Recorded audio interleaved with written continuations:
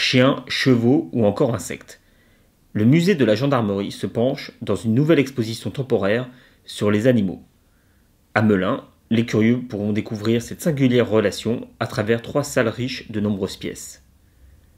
Dans le cœur des gendarmes, le chien et le cheval ont une place particulière. Les explications du directeur du musée, le capitaine Richard Filmotte.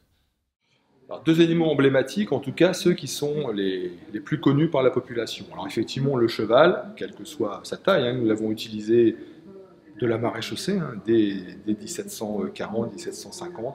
Aujourd'hui, il subsiste encore au sein du régiment de cavalerie de la garde républicaine, où il est un auxiliaire et un compagnon du gendarme pour le travail opérationnel ou les services d'honneur.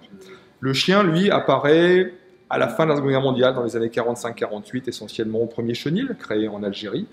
Et en fait, au début, c'est un chien d'attaque ou de pistage, et on va s'apercevoir qu'avec différentes sortes de chiens, sur différentes capacités, on peut évoluer. On crée en France, à Gramat, un centre national d'instruction cynophile. Mais ces 2 animaux sont loin d'être les seules aides des gendarmes. L'animal le plus emblématique, les animaux les plus emblématiques sont le chien et le cheval. Mais le sous-titre de l'exposition, c'est « Que croyez-vous savoir ?» Et ce « Que croyez-vous savoir » nous montre comment le gendarme intervient au profit d'animaux extrêmement variés pour les défendre, pour les protéger, aussi pour les utiliser. Et nous allons de l'insecte, dans l'automologie, jusqu'aux dromadaires, jusqu'aux éléphants, jusqu'à des choses énormes à voir, avec 17 métiers, par exemple, liés aux chiens, et différentes races de chiens qu'on utilise en fonction de leur capacité. L'exposition, riche en objets, a bénéficié du prêt de pièces transmises par d'autres musées. C'était extrêmement important pour nous, sur cette exposition, de dépasser les collections même du musée, qui sont importantes, mais qui ne permettaient pas de remplir tout le spectre.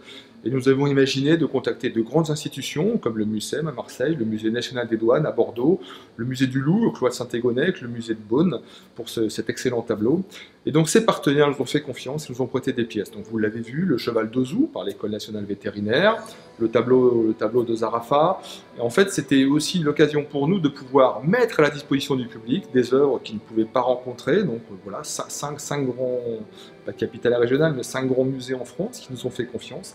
Et c'était l'idée d'aller au-delà du « Que croyez-vous savoir ?» Nous n'aurions pas pu remplir cette mission avec uniquement nos collections, ou alors plus sous forme d'images. Là, vous avez des pièces exceptionnelles, cette veste d'Astrakhan prêtée par le musée de l'armée, le bonnet à poil, plein de petites choses à voir, cet étendard qui est aussi incroyable, prêté par le musée de l'armée. Nous avons de grands partenaires, nous en sommes fiers, et je profite de ce focus pour les remercier encore une fois.